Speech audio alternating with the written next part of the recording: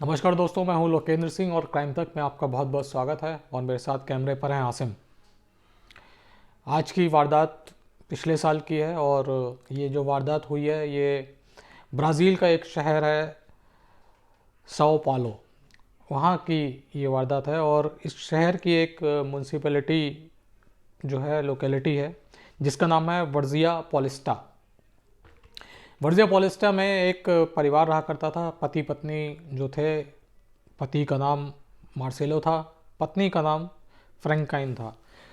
जो मार्सेलो है उसकी उम्र 21 थी और जो इसकी बीवी फ्रैंकाइन है, इसकी जो उम्र थी वो 22 साल थी। दोनों के दो बच्चे थे और बच्चे भी ये सोचिए कि एक 4 साल का बच्चा था और एक 2 साल का।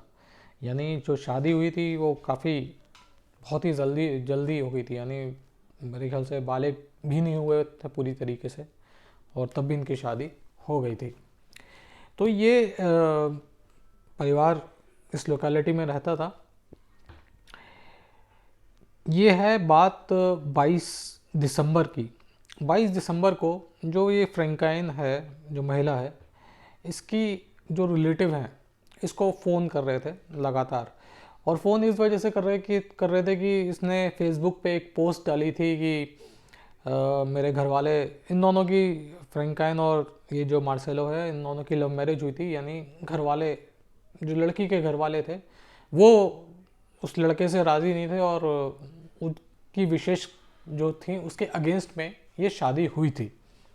तो एक फेसबुक पोस्ट जो था 22 दिसंबर को सामने आया, जिसमें लड़की ने लिखा हुआ था कि मैं अपने घर वालों से बहुत परेशान हूँ और मेरे जो घर वाले हैं वो बहुत ज़्यादा मेरे ऊपर साइकोलॉजिकल प्रेशर डालते हैं और मैं काफ़ी परेशान हो चुकी हूँ इन लोगों से और अब मैं इन्हें झेल नहीं सकती। और मैं चाहती हूँ कि मेरी जो लाइफ है वो पीसफुली मैं जीऊँ और मेरे परिवार, यानी मेरे पति और मेरे बच्चों के बीच में कोई इंटरफेयर ना करे।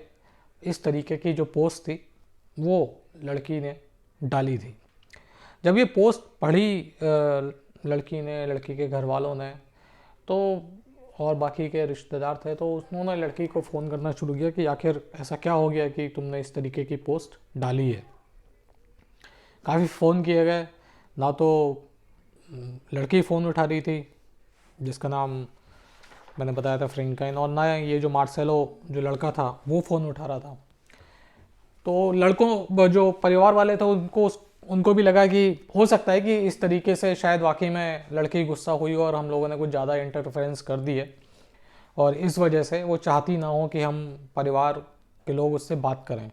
तो उनको लगा कि थोड़ा टाइम देना चाहिए। बाकी का जो रिश्तेदार थे उनको भी लड़की के घर वालों ने फ़ोन किया और बोला कि अभी तुम अगर फ़ोन वोन मत करो और अभी हमें लगता है कि 1-2 दिन का टाइम इनको देना चाहिए और हो सकता है कि जो लड़की है वो गुस्से में हो और 2-3 दिन बाद जब मामला थोड़ा ठंडा पड़ जाएगा तब बात की जाएगी।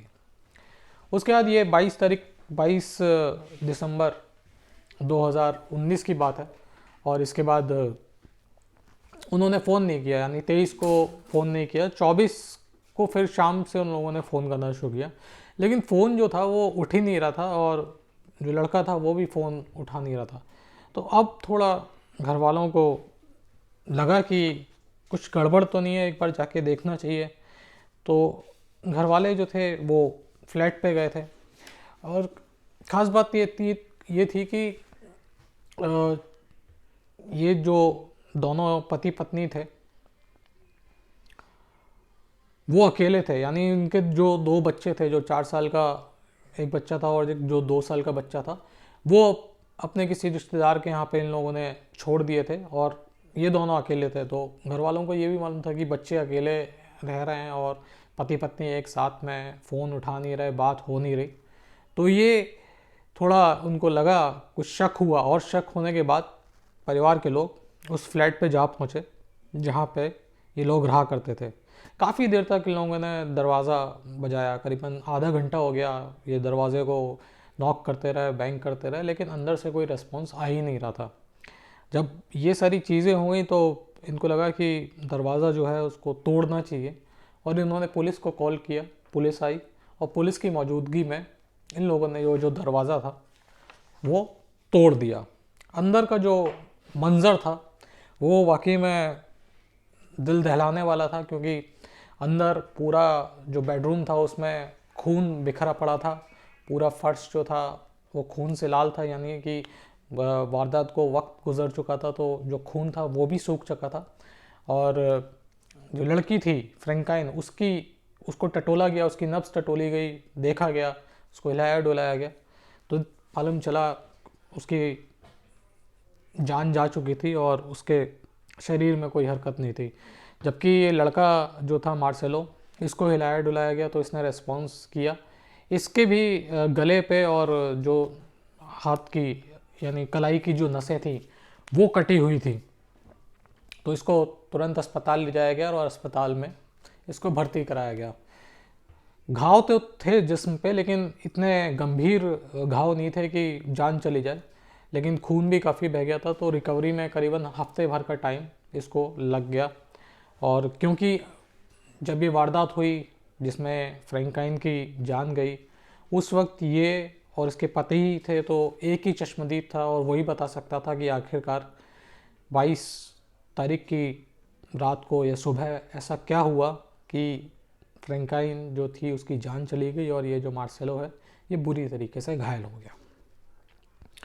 मार्सेलो को हफ्ते भर बाद होश आया जब वो बयान देने के काबिल हो गया। हमेशा जब भी पुलिस जाती है, चाहे वो भारत हो या बाकी सारे देश हो, एक बार जो डॉक्टर की परमिशन वो लेनी पड़ती है स्टेटमेंट लेने के लिए। वो अगर बोलते हैं कि बयान देने के लिए फ़िट है, तभी जो पुलिस होती है वो बयान ले पाती है। तो यहाँ पर भी डॉक्टरों से पूछा गया कि अब बातचीत की जा सकती है, तो डॉक्टरों ने परमिशन दे कि हाँ आप पूछताछ कर सकते हैं। अब उससे पूछा कि क्या हुआ, तो उसने कहानी बताना शुरू की कि मैं और मेरी पत्नी अकेले थे और रात को देर रात किसी ने हम लोगों का दरवाज़ा खटखटाया और जब हमने दरवाज़ा खोला तो अचानक 2-3 लोग घर के अंदर घुस गए और उन लोगों ने हमारे ऊपर वार किया। और वार करने के बाद मुझे तो होश रहा नहीं, क्योंकि मेरी गर्दन पे उन्होंने चाकू मारा था और मेरे कलाइयाँ थी उनको भी जब मैंने एक तरीके से उनसे लड़ने की कोशिश करी थी तो उस दौरान मेरी कलाइयों में भी चोट आई। और उसने ये भी बताया कि मुझे ध्यान नहीं है कि मेरे सामने मेरी पत्नी का जो कत्ल हुआ वो कैसे हुआ था। तो पुलिस को लग रहा था कि चेकिंग की जाए कि वाकई में ये जो बात बोल रहा है वो सही बोल रहा है या नहीं बोल रहा है। लेकिन जो कमरे के हालात थे, जिस हालात में कमरा मिला था, यानी कोई भी चीज़ इस तरीके से बिखरी नहीं थी कि वहाँ पे स्ट्रगल के निशान हो। खून जरूर पड़ा हुआ था लेकिन चीज़ें जो थी वो करीने से थी, यानी जिस बेड पे ये दोनों मिले थे वो उस बेड पे खून था, बाकी का जो सामान था वो कहीं बिखरा नहीं हुआ था। तो पुलिस को लग रहा था कि कुछ ना कुछ दाल में काला है। पुलिस ने इसकी बात पे जताया कि उसको विश्वास हो रहा है और पुलिस ने अपनी इन्वेस्टिगेशन लेकिन जारी रखी।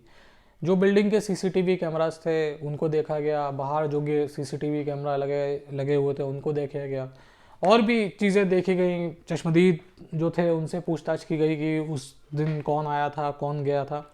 तो ये तमाम इस तरीके की जब इन्वेस्टिगेशन की गई तो पुलिस को रत्ती भर भी एक सबूत नहीं मिला। जो थ्योरी जो मार्सेलो ने बताई थी कि कुछ लोग आए और उन लोगों ने घर का दरवाज़ा खोला, मुझ पे हमला किया, मेरी पत्नी का कत्ल कर दिया, तो पुलिस को इस थ्योरी पे बिल्कुल एक भी उस थ्योरी को सपोर्ट करने वाला एक भी एविडेंस मिला नहीं। पुलिस ने अब दोबारा मार्सेलो से पूछताछ करी तो उसने बोला कि मैं पहले झूठ बोल रहा था लेकिन अब मैं आपको सही बात बताता हूँ। उसने पुलिस को बोला कि दरअसल मेरी और मेरी पत्नी की लड़ाई हुई थी और वो काफ़ी इस लड़ाई के दौरान हिंसक हो गई थी और उसने मेरे ऊपर चाकू से हमला कर दिया और मैंने अपने सेल्फ डिफेंस में जब उसको रोकने की कोशिश करी उसी दौरान उसके पेट और गर्दन जो थी उसमें चाकू लग गए और मुझे भी इस दौरान जो चाकू थे वो लगे।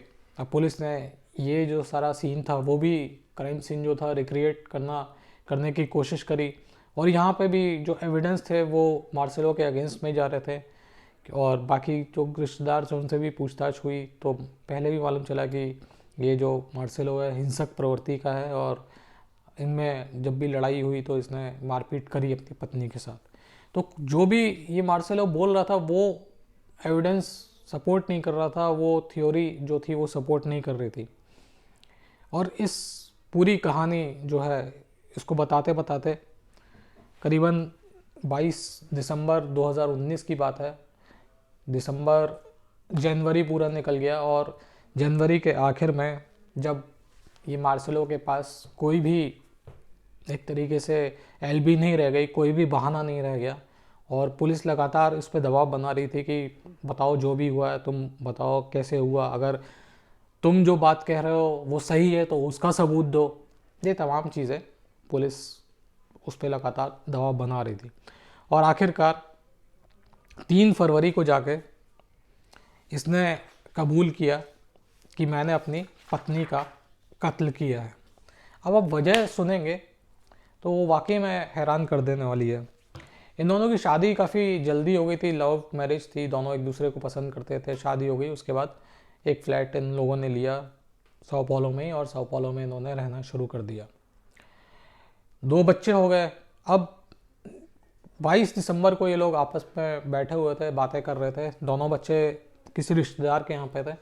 और उसी टाइम पे ये जो मार्सेलो था, इसको मालूम चला कि इसकी बीवी जो है वो तीसरी टाइम जो है प्रेग्नेंट है। जब इसको ये मालूम चला कि बीवी तीसरी बार प्रेग्नेंट हो गई है तो इसको लगा कि अब मैं खर्चा कैसे चलाऊंगा। तो इसने अपनी बीवी से बोला कि तुम अबॉर्शन वगैरह करवा लो और हम लोग अभी जो खर्चा है उसको नहीं चला सकते। तो इसकी बीवी जो थी वो मानी नहीं, और इस बात को लेके इन दोनों में काफ़ी जो बहस थी वो हुई। और करीबन 1-2 घंटे बहस चली, जो भी लड़ाई वड़ाई हुई वो हुई। इसके बाद इन लोगों ने डिनर किया, और डिनर करने के बाद दोनों को लगा कि शायद दोनों को क्या, इसको जो पत्नी थी फ्रेंकाइन, इसको लगा कि शायद चीज़ें सही हो गई हैं और ये जो गुस्सा कर रहा था और वो भी अब गुस्सा नहीं कर रहा, और बाकी लगता है कि ये बात मान गया कि हम लोग जो तीसरा बच्चा है इसको भी रखेंगे। तो इस तरीके से उसको लगा कि सब मामला कूल हो गया है और एज़ यूजुअल जो था वो हो गया है। तो ये दोनों एक बार फिर बेडरूम में गए, और बेडरूम में जब ये लोग गए और उस दौरान इन्होंने फिज़िकल होना शुरू किया। जब ये लोग फिज़िकल हो रहे थे उसके बीच में ये जो मार्सेलो है ये अपने साथ एक ब्लंट ऑब्जेक्ट, शार्प ऑब्जेक्ट लेके आया था, और जब ये लोग फिज़िकल हो रहे थे उसी दौरान इसने कई बार जो लड़की थी फ्रेंकाइन, इसके पेट में धारदार हथियार से वार किए। जब अचानक इस तरीके के वार हुए तो उसने अपने आप को छुड़ाने की कोशिश करी, लेकिन इसने बड़ी जो लड़की थी उसको काबू में किया, और जब वो छटपटा रही थी उसी दौरान इसने एक ब्लेड था इसके पास, उससे उसका गला रेत दिया। गला रेतने के बाद इसने खुद को भी सेल्फ इन्फेक्ट किया, अपने ऊपर भी वार की, अपना जो गला था उसको रेतने की कोशिश करी, और कुछ अपनी नसें जो थी वो काटी, ताकि इस पूरे क्राइम सीन को एक इस तरीके का रूप दे दिया जाए कि पुलिस अगर आके इन्वेस्टिगेशन भी करे तो वो साफ बच निकले, और ये जो मामला है वो एक तरीके की रॉबरी या फिर निजी दुश्मनी का बन जाए। और ये वो करने की कोशिश कर रहा था, लेकिन लगातार 1 महीने तक पुलिस को छकाने के बाद और अलग अलग थ्योरी सुनाने के बाद जो काम वो करना चाहता था उसमें वो कामयाब नहीं हुआ। लेकिन कत्ल की ऐसी वजह भी हो सकती है कि पत्नी तीसरी बार प्रेग्नेंट हो गई और वो अबॉर्शन करवाने के लिए राज़ी नहीं थी, और इस बात को लेके ही इसने उसका कत्ल कर दिया। बहुत सारे रास्ते थे, पत्नी को समझाया जा सकता था, और सारी चीज़ें थी वो भी की जा सकती थी, अपनी इनकम को कुछ बढ़ाया जा सकता था या अपने कुछ खर्चे कम किए जा सकते थे। लेकिन आप देखिए कि उसने सारे रास्ते छोड़ के अपनी पत्नी जो थी उसको मार डाला, और उसको लगा कि पत्नी और बच्चा दोनों मर जाएंगे तो अब ना रहेगी पत्नी ना आएगा बच्चा। और इस अपने मानसिक दिवालियापन की वजह से इसने जो 2 बच्चे इसके खुद के थे उनको ताउम्र के लिए माँ बाप के प्यार से महरूम कर दिया, क्योंकि माँ की तो मौत हो गई और बाप जो है वो अब जेल में रहेगा लंबे वक्त तक। तो ऐसे में जो 2 बच्चे थे जो अभी 4 साल और 2 साल, बहुत छोटे बच्चे होते हैं, उनका सबसे ज़्यादा ज़रूरत होती है ऐसे बच्चों को माँ बाप की, उनकी ज़िंदगी इसने नरक बना दी। और अपने पागलपन और अपने एक तरीके से, मुझे तो लगता है कि कुछ मानसिक परेशानी रही होगी, साइकोलॉजिकल इश्यूज़ रहे होंगे, तभी इस तरीके की इसने हरकत करी। तो पुलिस ने इसको गिरफ़्तार कर लिया और फ़िलहाल इसका जो टाइम है वो जेल में कट रहा है। कब तक कटेगा, पैरोल मिलेगी नहीं मिलेगी, ये तो कोर्ट जब सज़ा सुनाएगा उसके बाद ही फैसला होगा। तो आज के लिए इतना ही, फिर आपसे मुलाकात होगी, तब तक के लिए अपना ख्याल रखिएगा। जय हिंद, जय भारत।